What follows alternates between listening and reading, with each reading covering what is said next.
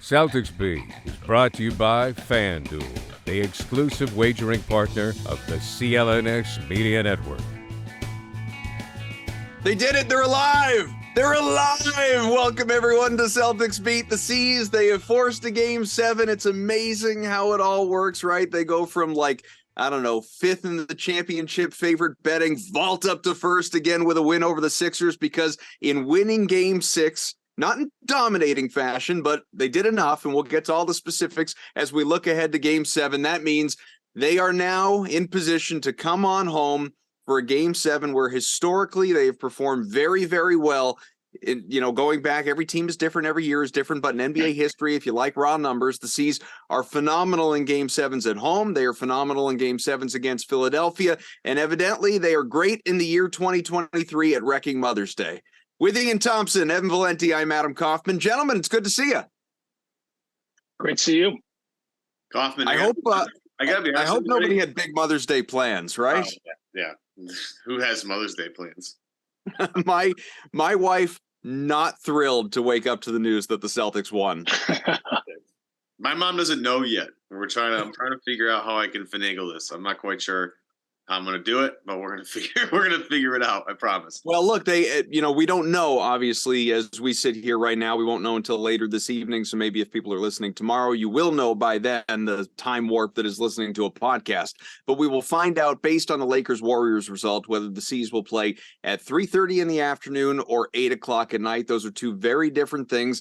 I would prefer the night game. It just, let's open up the day for Mother's Day. Let's give it to the moms throughout the day. Unfortunately, however, that's not up to us. So it might be a mid-afternoon game that totally messes with dinner. But the most important thing, Ian, putting all respect for the moms aside, even Abby Chin, who was excited to work on her day, on Mother's Day, as she was with us a couple of days ago, because it means good things. It means the Celtics, they still exist. They are still playing for a championship so long as they continue on. Survive in advance at this stage. Game 6, the big change, there were a lot of changes, but the big change obviously was, in a matter of speaking, Joe Mazzulla relenting to his players, who had seemingly behind the scenes been pushing for Robb Williams to be reinserted into that starting lineup so they could play the lineup that they had as often as they could, as often as they were healthy last year, that Mazzulla kind of really veered away from this year as he pushed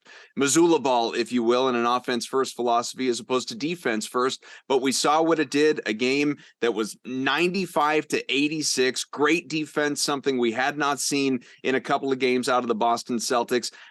I know we're going to see it again in Game 7. There's no way he's going to change anything now. But how impactful to you was that move? Oh, it was everything. And it's the first time in a long time that they made you think about last year's team. And that was really reflecting badly on Joe Mazzulla. When you thought about last year at this time, the top defense for months in the NBA, and everybody was talking about the Celtics lineup and the versatility, and they were all athletic and they all had length. And how do you stop those guys when they're really playing defense? And they got away from that this year. And what was the difference? It was the coach. That was the big difference. And so he was setting himself up or being set up for real criticism. And now, if this is the lineup they stick with and Robb Williams can stay healthy, big if, right? But if that's what happens going forward, and they learned some lesson from the last week and the previous round as well, about going forward and playing with discipline. And, if they look like a more mature team, man, there's a lot of ifs in this sentence. They're going to be in great shape because the conference finals is just set up for them to move through. I mean, they're going to have to be serious. Miami Heat probably are not going to be laying down or anything like that. And they got to deal with Jimmy Butler, but they couldn't have asked for a better draw, and all the talk of should they be number 1 or number 2? Well, it really worked out for them being number 2. So, I think that was the most promising thing that's happened in weeks with the Celtics. Yeah. I don't want to spend much time on this, but it is a talking point. I didn't hear any local sports talk radio today, but I can only imagine they had a field day with it. What did you make of Marcus Smart's post-game comments when he was talking about, he said that, Joe Mazzulla, rightfully so, was under fire. It's just it obviously is the longest tenured Celtic. He's a de facto captain without the title.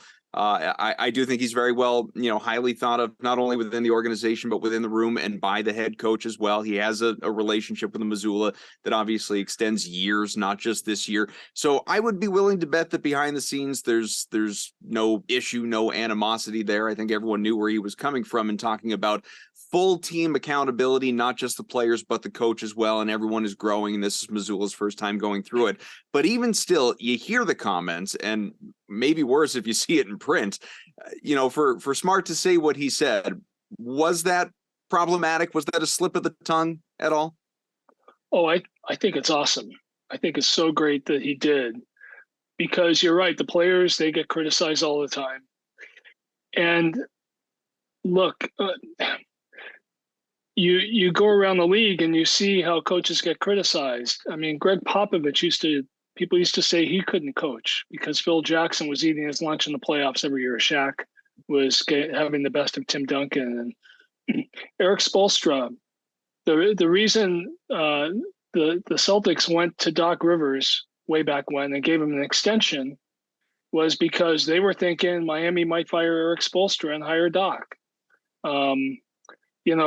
Everybody gets credit. Look at how Doc gets skewered every year, and he's getting it now after this last game. And he's one of the top 15 coaches of all time, according to the most recent list. Joe Mazzulla is. What are you laughing about? He was on the list. Oh no, I know he was on the list. I just thought the list was so asinine when it came out. And I still well, it's a list. Yeah, it's a list that exists. Yeah, it didn't include. Yeah, there's some notable. Yeah, you're right. But still, he won a championship here, and he's always in contention with his teams. But what was I trying to say? More about Mazzulla, Smart's comments about Mazzulla. Well, but what I want to say is Mazzulla, out of all the coaches in the league, he's the only guy in contention in a long time that didn't work his way up, that didn't work hard and put in the years and really earn the opportunity through no fault of his own. He was in the right place at the right time, and he was there by way of his merits. But the earth shook, building crumbled. It was an emergency, and they went to him. They offered it to him, and he's now the head coach with very little background. And so I think there's a question of equity, you did not, in the historical way, you did not earn this job. You did not earn this chance to be in contention. He did not work his way up. I mean, there's all these assistant coaches around the NBA that wait for years and years and work hard and with the hope of just getting with a lottery team, a terrible team, knowing that they're going to get fired in 2.5 years. This guy took the side door and he went in, and now he's been making the most of it. They've had a great regular season. They've been in trouble, and he made the right adjustment, put Robb Williams in. So he's doing good things, but nonetheless, I just think there should be a sense of accountability and a sense that it's just not as easy as you're making it look right now. It just isn't. And, they should just, if he gets criticized, it's a small price to pay, for all the good fortune that he's benefiting from. So I just think he's in a great position. He's done really well with it. But when Marcus Smart says that it's rightly so that he gets criticized, Marcus is right. He should be criticized when the criticism is due. Yeah, it just depends on where do we draw the line? I think I think game 4 and game 5 it got a little weird. I think the criticism got weird because it was this one thing that people have been complaining about all year. It's this lack of focus, and maybe not focus, but like lack of just care, it feels like at times. Like Boston sometimes plays to the, like, it's like, oh, we got one more left, like don't worry. Like, it's not surprising to me they put that last night game 6 was their best defensive effort like of the year. It is not surprising because it's like, yeah, we all know what this team is capable of when the backs are up against the wall. We as fans in media alike, I guess I'll throw in there too, like we would just hope that Boston would just play like this every time. But I maybe there's something that they're just not telling us about. We're saving this for when we really need it so that we conserve energy. I mean, I don't know what it is. I mean, I've listened to Simmons and Russillo talk about how LeBron uses energy as a year 20 player and how he really picks and chooses exactly when he wants to attack and all that stuff. I don't think Boston does anything like that, but there's just some sort of like lack of winning mentality sometimes that drives people crazy. And after game 4, everybody's trying to figure out, okay, it's Tatum's fault for not going early enough. Oh no, it's Brown's fault for doubling off the strong side corner. No, it's Smart's fault because he shot the shot. And we're all sitting here trying to figure out who's to blame. And it's really a collective effort. Like, you win as a team and you lose as a team. And I think oftentimes it's too easy. Well, it is sometimes that easy, but sometimes it's not. I think that you can blame certain guys more in other situations, but like every single play matters in the playoffs.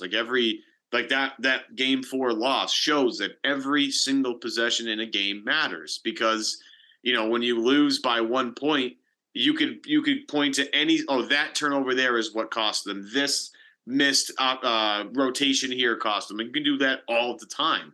And over a course of, 48 minutes, you're going to come up with a different guy for every flaw. And then again, I'll collectively word it all together. I don't think it's a problem that Smart said that, just because, again, he's been the longest natured, Celtic on the team. He's been there forever. He's kind of the guy that like we as fans look to as the heart and soul of the team. People don't like the fact that Jason Tatum, is more on the softer side. People don't like the fact that Al Horford, who is the oldest guy on the team, doesn't, talk as much, although he was talking last night in the huddle and people found a problem with that.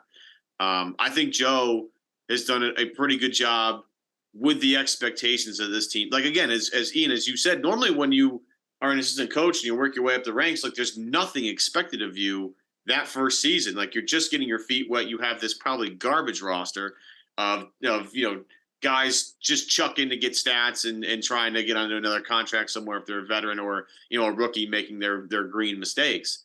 Joe has inherited a team of legitimate expectations of winning a title.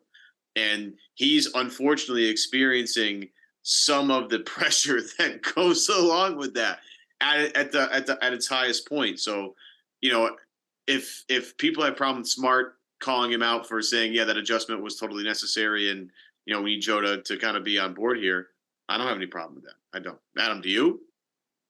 No, I was, when I heard it before he continued on, I think this is probably the problem. I'm sure a lot of people are kind of using that as a clickbaity line and maybe only playing parts of the clip on the radio or TV. I have no idea. Like I said, I haven't watched or listened, but I could see that happening, obviously, because it's a jarring remark from a player about his coach in the middle of the playoffs to, say that, like, if he just stopped with, he's been whatever, heavily scrutinized or whatever the exact terminology was, and not said the rightfully so, it's two different things. I don't have a problem with it. I also liked it, like Ian said, because I just think, for me, it's bigger than the comment. It's more about how Joe takes it. And I think Joe Mazzulla seems like the type of person that would say, yeah, I'm not perfect. I'm learning. I'm trying to figure all this out.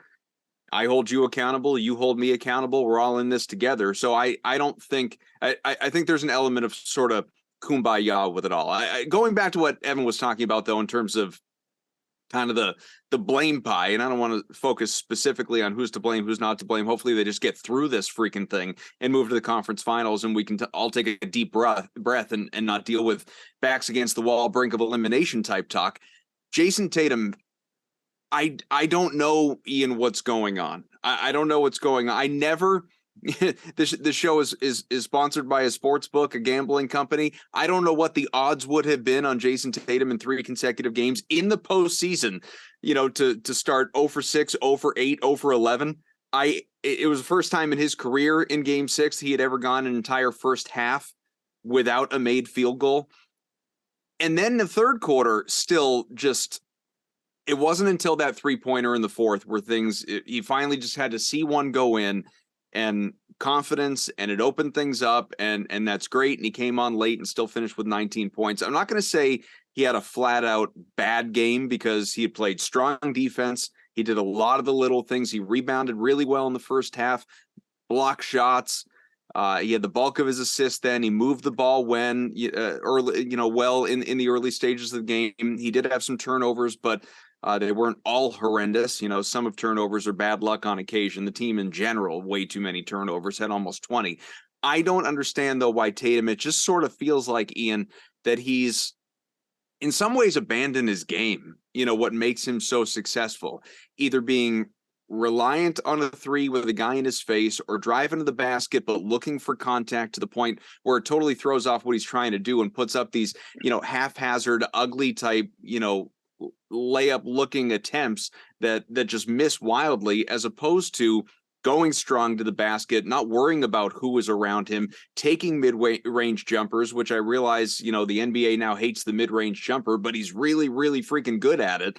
I just don't know why. I know he's a confident guy, and that's good. Humbly, Clearly. One of the best players in the world, as he said, and he is. I don't understand why he isn't. We're not seeing the Jason Tatum that we're used to, and it's making people think back to the finals last year against the Warriors and all. The credit, he's not clutch, he's not a big game performer, he's not a superstar in the postseason, he's a fraud superstar, he should be traded. You know how social media works, it goes to the nth degree. But every time I think we're going to get a huge game out of Tatum, like I did in game 6 and now I expect in game 7, it was a lot of, well, where the hell is he?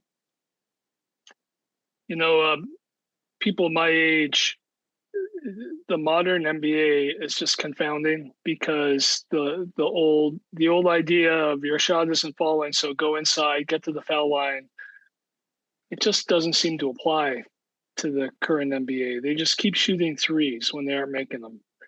And it just makes no sense to me. And it's not just Jason Tatum, it's the whole league. It was James Harden years ago at Houston when they were going 1 for 28 from the 3-point line or whatever, and they just kept shooting them.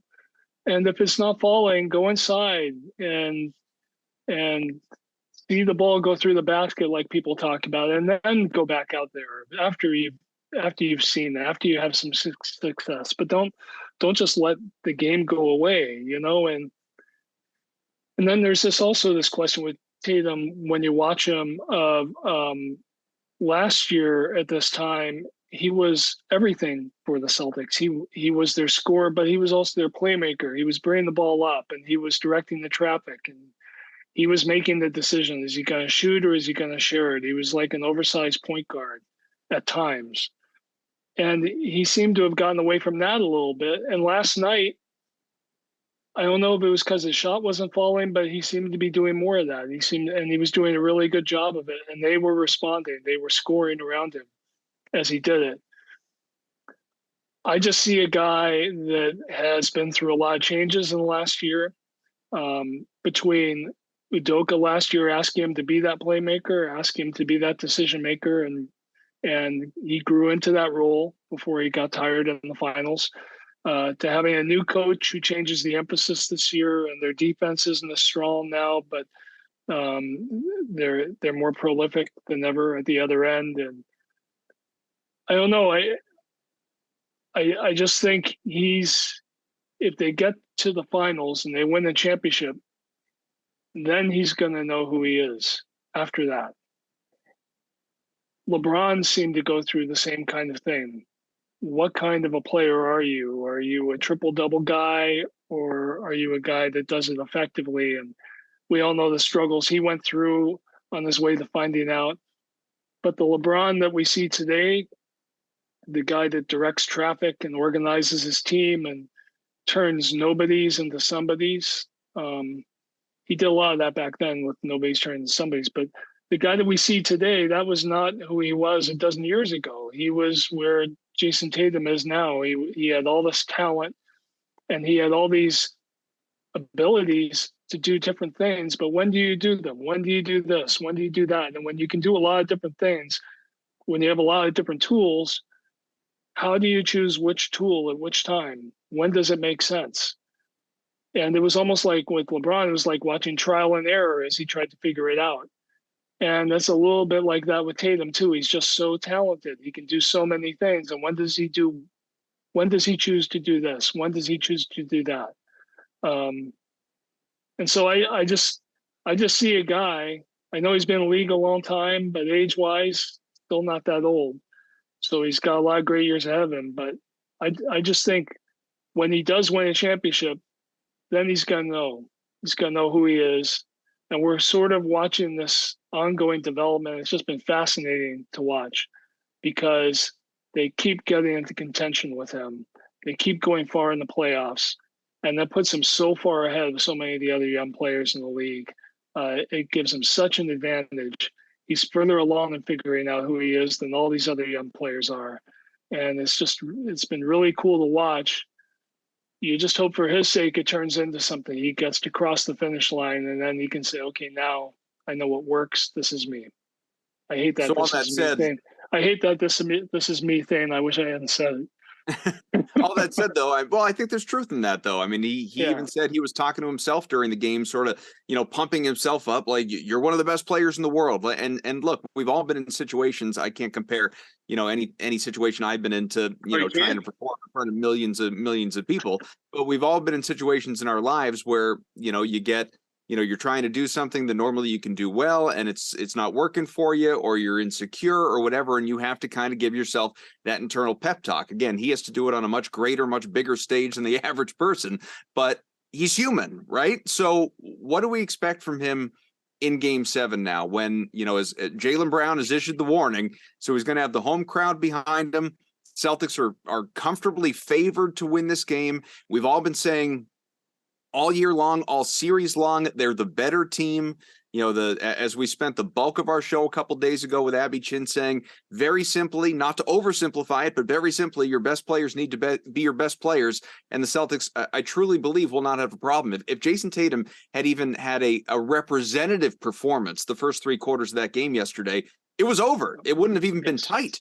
So in Game 7, I think there are a lot of people out there that are just expecting this is the fireworks game. This is the prove it game. This is the shut everybody up game. This is Jason Tatum dropping 40 in a clincher at home against the Sixers.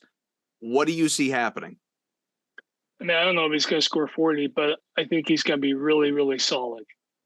And all the other things he was doing in Game 6, besides not scoring, the defense and the rebounding and the playmaking, the hustle plays, all that stuff, I think you're going to see that. And that's going to be huge for the team. That's how you set an example, right? That's how you show leadership under this kind of pressure with all this noise. It's going to be so loud in that arena. They're going to so want to win this game. He does have a rookie coach over there. Jason Tatum, for as young as he is, he has way more experience in this kind of situation than this coach. So it starts with him, and I think you're going to see him do that and do all those other things. And it's one of those things, if he's doing it, I should be doing it. And then he's not going to start. He's not going to continue this 1 for 28 over 3 games kind of start. It's just not, he's not going to do that. I think he sort of cleansed himself. And look, what do I know? But I think he kind of cleansed himself of it. Well, that's not in the last quarter. I would agree with that. Yeah, I mean, I would have said the exact same thing coming out of the second half of Game 5. But, it's, I'm not saying your opinion's wrong. I agree with your opinion. It's just every time you think you know something, I agree. We see whatever we see. So here's the question then, Ev. How do we bet it? How do you bet this game? Well, let's start with the fact that today's show is brought to you in part by the wonderful people over at FanDuel. Make a fast break to FanDuel during the NBA playoffs. Still plenty of playoffs to gamble on, that's for sure, because right now new customers get a no sweat first bet up to $1,000. That's $1,000 back in bonus bets if your first bet does not win by going to FanDuel.com/Boston. Now, we're going to log in here. And again, just like last time, Adam, We are going to build it, right? If the Celtics win this game, and I'm not going to touch the line because I don't like the 7 points. I'm just a lot. I You don't can do want an alt spread if you want. you know what? I'm not going to do anything like that. We're not going to get into that. We're going to get to if the Celtics win this game, this is how they're going to win this game because this is how I build my same game parlays, my SGPs, if you will. So what we're going to do is if the Celtics win this game, again, I do think Tatum's going to have a nice game. I do think Jaylen Brown's going to have a nice game. We're going to pick those guys to score 20 plus each. We're going to go back to old reliable here, Kaufman. We're going to pick Tatum to have 8+ rebounds in this game because that's been one of my favorite bets. When he does. Yeah, when he does do that. But he's been rebounding the hell out of the ball recently. I'm also going to throw in because at some point, as we talk about here with Jason Tatum, like at some point he's not going to have a bad first half. At some point, Al Horford's going to make a 3-point shot. At some point in this game. So just to do that, and let's say can we throw just the money line in here? If we throw the money line in here, we got 5-leg parlay. 5 legs. Yeah. Yeah, C's money line, Al 1+ made threes, Jason Tatum scored 8+ rebounds, and then Tatum and Brown have scored 20+ points each. You're at plus 161 for that SGP. Pretty good returns on that. And they seem pretty feasible if Boston's going to win that game. So, folks. Oh, yeah. I might have even gone up on Tatum, 25 points. I'm not going to go that far, but we'll talk about it. You don't need to get greedy. I get it. And the way you do get greedy, Kaufman. You get greedy all the time. We have 20-leg parlays that have no chance of hitting, but you somehow get 19 out of 20. I'm never going to understand that. FanDuel also is the best, folks. They have a great, easy app to use. It's secure. You get great promos every day. And you get paid instantly. There's no better place to bet all of the playoff action than on America's #1 sportsbook. That is FanDuel. Visit FanDuel.com/Boston and get a no-sweat first bet up to $1,000. That's FanDuel.com/Boston. FanDuel, the official sports betting partner of the NBA.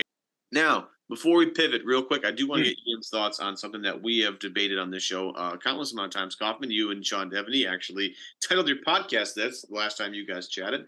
And it has to revolve around mental toughness because I have argued that despite the fact that people want to cream this team for mental toughness, I happen to think this team's kind of mentally tough because they've been through some stuff, and throughout this run with these players. I mean, Game 6 in Milwaukee, Game 7 in Boston last year, Game 7 on the road in Miami last year. Like, this team has been through some things. And I thought, Ian, last night, Game 6, when you have the night that Jason Tatum's having and then proceed to not only score the last, 16-ish points for your team, I think was the number, to have it all come with about 4 minutes to go in the game, but to shake off that entire stretch of rust and bury the most 4 important shots in a game at the end of the game on the road in an elimination game against Philadelphia. Like, I think that shows a little mental toughness on the back of Jason Tatum. Am I wrong for this? No, I completely agree. And what Joe Mazzulla said last night, when you're missing all those shots, the hard thing isn't to keep shooting. The hard thing is to play the other end, keep playing defense and do all the other things and not let it stop you. Because how many times do you see around the NBA teams shoot badly and they just kind of give up? They lose interest. They get discouraged. The Sixers did last night. Yeah. So, they have been through a lot of these games. Going back to when LeBron was with Cleveland, they've been through elimination games deep in the playoffs. So I do think they have a lot of mental toughness, that they have this ability to play well under this kind of pressure. Their issue isn't mental toughness. To me, it's sort of a discipline or a focus that's let them down, whether it's losing that game against Atlanta or losing Game 5 at home to Philly and not showing up for it. That's the problem. And that's not mental toughness. I just think it's some sort of discipline and just being focused in on it and doing your work early, kind of, just getting it done instead of laying it wait. I'm the world's greatest procrastinator, and I totally identify with this team. Same. Ian, I am by no means cocky about Game 7, especially with what we've seen in this series.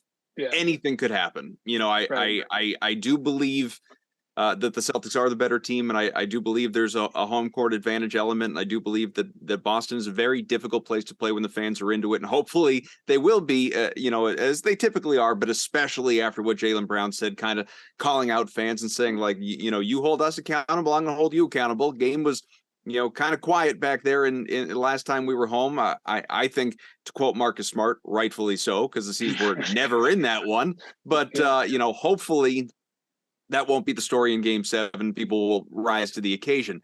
Now, all of that said, what does make me feel good, what does give me some level of confidence going into this one, is not only talent versus talent and seeding, all of that. Like, we feel like we know who the Boston Celtics are, more or less.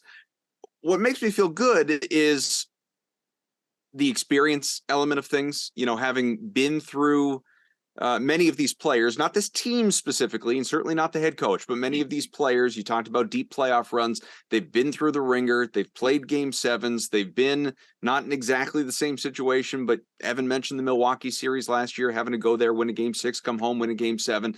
Some of these players, some of their best players, Tatum, Brown, Smart, Horford, and so on, they have been through similar situations. But on top of that, you have a Sixers team on the other side that I do kind of question, their mental fragility, if you will. I think that in many ways, all the pressure right now is on Philadelphia coming back to Boston after losing that Game 6. And you could hear some of that start to creep out in the fact that, Joel Embiid post-game calling out his teammates, not giving him the ball enough late, the great teammate that he is. And we've talked a lot about that in the history of this show. Or just, the playoff failure after playoff failure and not getting out of the second round, Embiid not going to a conference finals. How many 3-0, 3-1, 3-2 series has Doc Rivers blown in his career? He, not unlike many coaches, has never won a road Game 7 in his coaching career. So I just think that there are facets of this going into Game 7 that should make Celtics fans feel pretty good. Yeah. As far as pressure, it's sort of like whoever starts poorly, that's the team that's going to feel the pressure in the first quarter. Sure.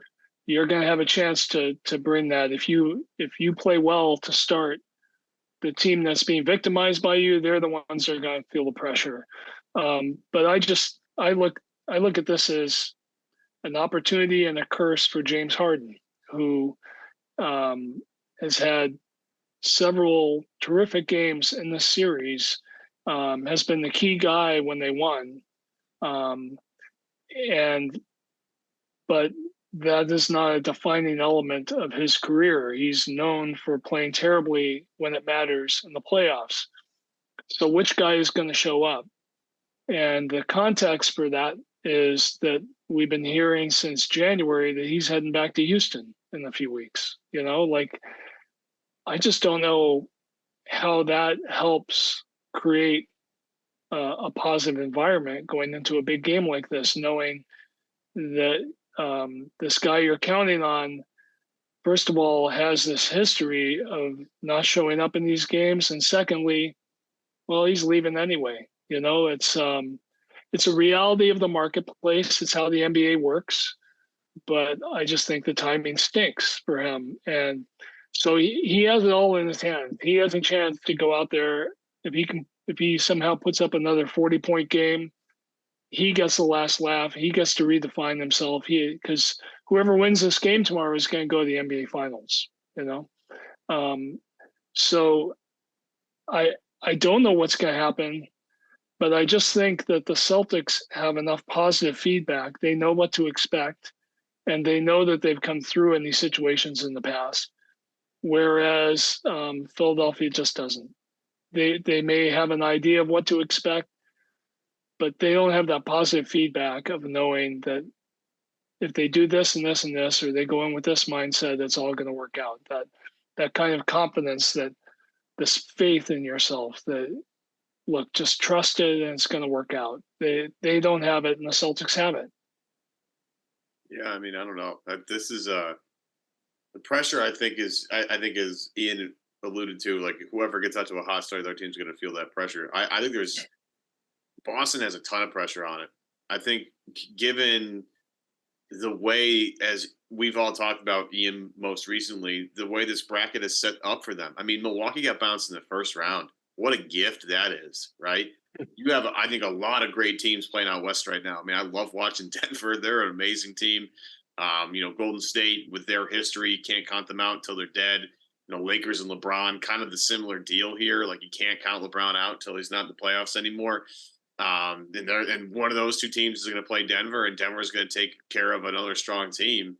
So, like, again, it kind of has fallen in place for the Celtics here. I think if Philly were to the NBA Finals, it'd be a tremendous story. I'm not saying it's not, but I think the story would be Boston really blew an opportunity, not Philly won the Eastern Conference semifinals and had a great path to the finals. This will be more about Boston blowing a golden opportunity after last year going through a really tough schedule. I mean, you look at the Nets last year, swept them in 4 games. I know they weren't a terrific opponent in terms of sweeping them, but I mean, they had Kevin Durant, Kyrie Irving, and game 1 was a classic.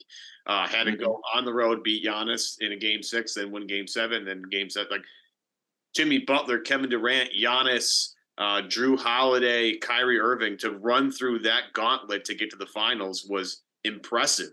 I mean, I think we talked about it last year, Kaufman, about how we thought, Boston playing the Nets in the first round was like going to be sneaky tough, and how people were avoiding that matchup because they didn't want to play the Nets. And Boston, won a couple of games at the end of the year, got that 3 seed, and then had to go on the road the whole rest of the way. Like, that wasn't easy. This time, Boston has home court the entire time they're alive, thanks to Milwaukee losing, and they're going to blow this opportunity. Like, that's the thing to me. Whether again, every team's going to feel pressure, but if Philly wins, it's not going to be about Philly winning the series. And look, Philly's played great. I talked a lot of smack about Philadelphia in a lot of podcasts this year, and I've eaten my words. So shout out to all the Philly fans in the comment section of the previous videos, giving us a lot of flack. I've been thoroughly impressed with their defense. I've been really impressed with the way Philadelphia has been able to guard Boston throughout the entire series. Game 6, there was so many frustrating steals by Philadelphia that reminded me of Miami and Golden State last year, where they would just swipe at the ball as the Celtics come into the lane, and then there's a fast break the other way. It drove me nuts last night. I had nightmares again, but it won't be about Philadelphia. The national media, the Colin Cowherds of the world, the First Takes of the world, the Nick Wrights of the world, all of that's going to be Boston blew this, and and as we can attest to, like, once you have, like, Simmons is already doing this, had the Celtics missed their window thing with a 24 to 25-year-old that I can't quite figure out. But, these runs in basketball and in sports, they don't last as long as we hope they will. And Boston, after having a golden opportunity last year, they were in the finals. They could have been up 3-1. They could have beaten the Warriors. This was, again, set up for them, and it could just be – and it's a shame, Ian, right? Like, how an entire season of learning for Joe Mazzulla and learning for these guys and how to play together, and Tatum adapting to a new person, and Jaylen Brown elevating, like, all of that will be all for naught. It'll be a whole ginormously blown opportunity for the Celtics if they lose Sunday evening or Sunday afternoon. Yeah. After they won game 5, I was thinking to myself, and this is just proof that you just don't know what's going to happen, especially with the NBA now. But I just thought this was Philly's year now. They had the MVP. James Harden's finally showing up in the playoffs. Philadelphia had to work really hard through the second half of the regular season to move up in the standings. The defense they were playing, for them to come in to Boston in game 5 and just take command, it just looked to me like, there was a narrative here, and it's their year. It's just Joel Embiid had a lot of bad times in the playoffs, and now this was his year. And then the very next game, it all changes again. One thing about, you're so right, Evan, about how these windows of opportunity are just so short in the NBA now. You put together a young team and you say, man, this team could be great for a lot of years, but it never, except for the Warriors, it hardly ever works out. It's just really hard to keep it together, to keep it going. I think part of it is the team has to win championships to keep it going. The one thing that you can take away maybe from Jason Tatum's really bad start and his inspiring finish is that he didn't play like a young player. He played like an older guy who said, oh man, going in the fourth quarter, I may not get this opportunity again. That's really what he looked like when he was making those shots. It was like, I have to make this stand now. There's no tomorrow. I have to do it right now. I mean, he looked like a 32-year-old player, like saying, I got to do this now. I can't think about next year. There is no next year. And for young players to have that kind of mindset is really, that's like the secret mix, because you have all this talent, you still have the young legs, but you got the old head, the wise head that's telling you, don't blow this, don't waste this. And for him to do what he did in the fourth quarter after that start, that's how many young players in this league would ever do that? It shows that he's not really a young player anymore. He's kind of turned the corner that way. Well, look at Devin Booker, right? Devin Booker, and I think Devin Booker's amazing. That's flat out. But Devin Booker in a do or die game last night wasn't great, and it wasn't. Yep. And that's I'm way more interested in the Booker fallout from that. Just, I mean, he's getting the, not to cut you off, but obviously he has the dud of a game. They get totally embarrassed at home. Durant wasn't particularly good either, but Booker, who had been so good, like best player in the world for weeks, total no-show, and then blows off the media, doesn't talk to them post-game. And apparently, I just saw this on Twitter, he blew off the media for exit interviews again today. So this, I mean, talk like if you're gonna, I mean, can you fathom what, even if you want to say he's not the best player on the team, that's Durant. Can you fathom what we would be saying about Jaylen Brown right now if he did that? You know, on the wake of a playoff exit, and then and then at the end of the year, like just goes home, like takes his ball and goes home, so to speak.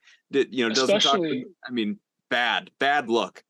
Especially the way their season has ended the last 2 years, losing by 50 or whatever last year.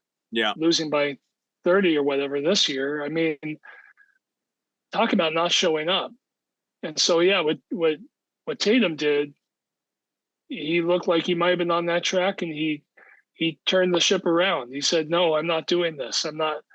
He was about to go over the cliff, and he said, no. He didn't do the Thelma and Louise that Booker did. He turned it around. But Vin Diesel instead, he just hugged the line as he worked the corner. Yeah. So, that's it. Comparing him to Booker, that's a great source of perspective right there. I'm not trying to, and I love Devin Booker. Like I'm sure. He is incredible, and he was incredible for the entire playoffs until last night. Mm-hmm. And then last night happens, and it's like, oh, yeah, look, Booker, you were tremendous, but in the game that really mattered, where were you? And that's the mental toughness thing with Tatum that I just want to make sure that people understand. Like, the people discount the mental toughness of this team. Like, you have to be incredibly mentally tough to have the night that Tatum had shooting the basketball, and then take it was 83-81. It was that weird, we're having Maxey shoot the free throws now, and then we're going to redo this play, which I've never seen in my life. Ian, I know you've been watching basketball longer than I have. Have you ever seen that? I've never seen that. No. So to have that, the for whatever to go, 83-81, and he hits the toughest one of the four shots that he hit was the one in Embiid's face in the corner with not a lot of space, and hits that one. And then once he hit the second one, you kind of knew, like, did he find it real quick? And then just to carry it the next shot after that. I mean, that just takes supreme confidence in yourself. And the one thing that I noted at the end, there was a great moment for all the people, and I've been trying to champion this bandwagon for a long time, that Jalen and Jason actually like each other and they like playing together, and like this is a core that I think is going to stay together for a while. There was a great moment last night after the game where Jalen and Jason just hugged at like 3/4 court or wherever, and I only saw Jalen's face from the ESPN angle, and Jalen has this ginormous $1 million smile on his face. And you can tell how happy he was for Tatum in that moment, that Tatum had this awful game and was able to come through at the end, because everybody had been encouraging him for the entire game. And if you get the flip side, because I think someone of Celtics social media team on the flip side got Tatum's face, and Tatum just kept saying to Brown, I told you, I got you, I got you, I got you. I told you the whole time, I got you. There is some real trust there with this team that I think only is coming out now when their backs against the wall and their chips are all in the center of the table. Like there's a real trust here they could only get from a team that's been in so much stuff as this team. Tatum, to pull out what he did last night, again, right before Devin Booker no-shows was a huge sign to me of, look, man, I know he might not have the greatest numbers right now, but when everything is at their worst, and Devin Booker had all-time playoffs. I mean, I think he was Jordan-esque numbers, right? Like we're talking, early 90s, late 80s Jordan type numbers here. So you're talking about the tippity top of peak performance of a player. When your backup is up against the wall, and as great as Devin Booker's numbers are, I would still take 0 over Devin Booker every day of the week, every day at Kaufman. Oh, especially based on what we saw last night. Yeah. No, you would have to. Absolutely. Last thing for me, Ian, before we wrap this up, and that is let's go full circle. Game 7 expectations, back to Joe Mazzulla. Something I just found, I didn't even necessarily notice it in real time in watching the game, but something I was really surprised by after the fact is that obviously the game was really tight, really throughout. Celtics got off to a big lead at a couple of different points, but more or less it was a tight game throughout. Mazzulla only went 7 deep. He only went 7 deep in this game, and Derek White didn't even play 20 minutes. He played 19. Everybody else was, at least 28, and that was Rob Williams. And then you have everyone else into the 30s or 40s. So I guess I'm not as shocked by the 7 guys, obviously, but when I see that, it's like, man, I mean, I still feel like there's a place in this series for Grant Williams. I think he's done a pretty good job overall on Joel Embiid when he's had some opportunities, but and he's a better defensive player certainly than an offensive player. He was a big part of that run to the finals last year, but he just isn't. I don't think he's in the doghouse. I think Mazzulla just. I'm rolling with my top 7, and that's that. Do you expect that, barring some sort of blowout, empty the bench type situation on either side for that matter, do you expect Mazzulla to stay just as tight in Game 7? Yeah, because so if Rob Williams played 29 minutes in this game, which is sort of his coming out game, I mean, why not play him 30, 35 minutes in this game, which means even fewer minutes for somebody coming off the bench. But I think anybody that's been watching the team would say, yes, please. Let's see more and more of Rob Williams. Let's see him playing with Al Horford, especially against this team. Yep. Let's deny the ball to Joel Embiid. Rob Williams is the longest, most athletic free safety in the league this year, and I just think that is the revelation. What Tatum did, we sort of knew he could do, right? You kept watching them shoot. You kept watching them play, saying to yourself, keep shooting. His teammates were saying that, and I think a lot of fans were saying keep shooting too, because you just had a feeling he could do this. He could make this work. It's Rob Williams having disappeared from the rotation in a way, having played such a minor role. And now all of a sudden getting this major starting role and making the most of it and changing everything instantly. I mean, that is the revelation. And that's what I think should give fans confidence, not only in the Celtics, but in the coach, to recognize what was needed and to go with it before it was too late. And man, if this is the rotation going forward, and they're showing signs of last year's defense to go with this year's offense, and the fact that there's a clear path for them to get to the finals, it all sounds really good, I think. I can't think of a better way to end the show, Ev. I got one.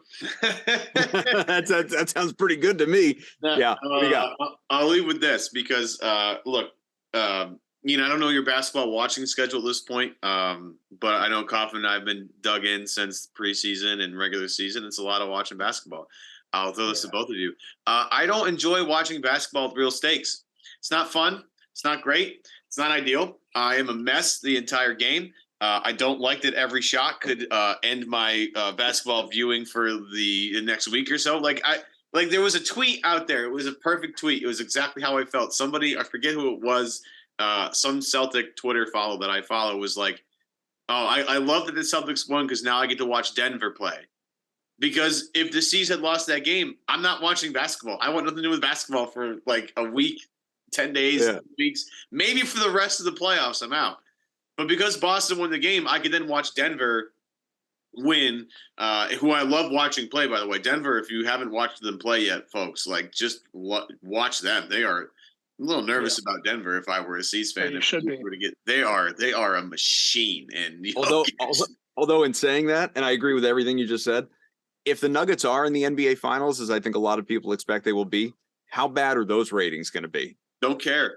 The Denver Nuggets are great for basketball fans, but like the casual fan, like the Denver Nuggets are. Well, you know what? Cash fans get on board is Jokic is like the best passing big man that I maybe have ever seen. Now I'm 33 years old, so let's factor that into play here. I don't know if I've seen anybody with the vision at that height that I've like. Because LeBron for me is probably one of the best pure passers I've ever seen. Jokic is not far behind, if not right next to him. He sees the game at a very unusual way, more than anybody else sees the game. And if you get the opportunity to watch this team, folks, to watch Denver play, they are spectacular. But I don't like watching. Like I have been able to not watch basketball. I've been to watch basketball with no stakes at all whatsoever throughout the entire season. Like it's this thing that like the Patriots at one point, if you're a Patriots fan.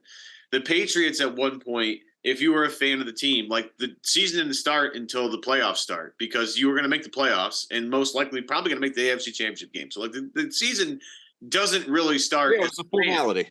Yeah, it's a formality. You don't really start until the AFC Championship game. That's when the season starts, and then you get 2 games to like be a real fan. I just how arrogant were we? Well, but for good reason though. I mean, Brady's making a Super Bowl every 2 years. It's remarkable. He's one of the greatest winners in the history of sports. I hear you. But my point is, I do not enjoy watching basketball with stakes because there are so many possessions in a game, and there are so many ways a game can spiral out of control. And I don't like that my entire being as a person hangs on every single possession of a basketball game when it's really tight. It's just a lot. It's a lot to process. Well, it strongly impacts my mood for sure. But here's the thing. You're a fan. I'm a fan. A lot of people listening are fans. You know, Ian, as I don't want to speak for you, so tell me if I'm wrong about this, but, people in your position, like real, true, journalists and reporters and people that have made a living covering the league, you're a fan of basketball, but you're not sort of emotionally tied or devoted to one team versus another. Maybe that's evolved, as you've, gotten into some other stages of your career and life. Maybe you're more of a fanboy now like the rest of us, but I doubt it. I'm guessing that you can turn off a game at the end, no matter which way it goes, and you'll still sleep at night. Yeah, no, I'm definitely like that. I don't, if you've been doing what I've done for a long time, you end up rooting for people, but not teams so much. Like there are people that you like or that you hit it off with or whatever, but you don't root for teams. Now I'm surrounded by that though in my house. My wife had season tickets to Larry Bird's years. And she's one of these people that if things are going bad, she thinks it's because she's watching. So she leaves the room and thinks it's going to change. And I always try to tell her, whatever you're seeing. I'm drinking bourbon right now for a reason, because the last time we had a Game 7 pod against the Miami Heat, Hoffman's buddy Seth, who's on the show frequently, and I just did a solo podcast because I think maybe you were on vacation, Kaufman. Was that? I was, yeah, I was at Disney. So what I did was, in order to get through this episode of like, well, we got to deal with Jimmy Butler in a Game 7. This is not going to be fun. I poured myself a glass of either scotch or bourbon and just had that to sip on the entire time. So as a superstitious thing, folks, I did pour myself a glass of spectacular bourbon and have been sipping on it the entire show because I am that person, Ian. I am the person. If it's like I had a choice last night to watch the game or not. And while I was not watching the game, was the first half of the game. The C's had a great lead. And then I turned the game on and that lead is gone. So I had a real stressful moment last night of trying to figure out if I should leave the room, if I should shut the laptop, should I turn the TV off, should I go for a walk? I don't know. It was a lot. It was a lot. Like, I get it. I'll double down, Ian. So this shirt, I mean, for anyone watching the video versus the audio, the shirt that I'm wearing right here, which it has Tatum, Smart, and Brown on it. Says like Boston triple threat, I think. This shirt that I'm wearing, hadn't worn it all series. I wore it during Game 6. They won. Wearing it again right now for the pod. I'll wear it for Game 7. You know, there are superstitions so stupid. And I will readily admit it is like psychologically, I know it has no impact. There's no like cosmic power in the universe that this shirt, you know, this laundry is going to lead to Boston's success. But we do what works for us, right? You know, we try and feel like we're playing our part. We're playing our role however we can. Well, first of all, I'll say, you know, you can go ahead and say you're drinking because of superstition, Evan, but like the rest of us. So you actually have a problem. Yeah, really. Yeah. It's superstition. I gotta talk to me about that. Yeah. But yeah, so many people in sports are superstitious. One of the first times I went down to see Doc Rivers when he was coaching Orlando. I was with Sports Illustrated, and the PR guy came up to me after the game and said, you know, we lost this game, you know, Doc's going to ask you to not come back. And I was like, yeah, sure. And so I happened to be walking out of the arena and he sees me, he comes walking up at me. He goes, when you heading home? I said, tomorrow. He said, good. Because he's superstitious. I was there when they lost. Yeah. I keep telling my wife that, you know, you think you, by sitting in a certain position on the couch, that you made a difference on that play, but that play happened like 14 seconds before you saw it, because that's how long it takes to go through all the different filters and everything. You know, it's not, you're really not having this effect. But I just live in a sports crazed house, and I'm the one that's around sports all the time, and I don't have this passion the way they do. My wife has 3 cardboard cutouts, life size, of Tom Brady. And when Tom Brady, whenever there was a Patriots game, she would put the life-size cutout of Tom Brady on their front porch. And I remember Tom Thibodeau was in town in between jobs at the Celtics shoot-around, and he started talking about Tom Brady. And I said, don't talk to me about Tom Brady. And I started telling him about my wife, and she puts the cardboard cutouts on our front porch. And I say to her, don't you know how that makes me look? Don't you know what I do for a living? People walk by the house and say, oh, the Sports Illustrated guy, he must really love Tom Brady. And, you know, that's when I heard Thibodeau has like he has a real smoker's laugh. Like he really thought that was funny. Oh. But anyway, so yeah, I don't got tips to laugh. That's incredible. You should definitely put that in your Twitter bio. Yeah. He was in between jobs. Since he got back to work, there was no more laughing. No way. All right. Well, I hope the Celtics. By the way, let me just say, Jokic is Bill Walton of the 77 Trailblazers. That's what he is. It's all these guys running half circles around him, and out of the corner of his eye, he just flicks passes to him. That's Bill Walton. He's the first one since Bill Walton that I've seen play this way. And that's the thing. Now I got to see him in a tie-dye shirt. The Jalen double team on Embiid in Game 5 or Game 4.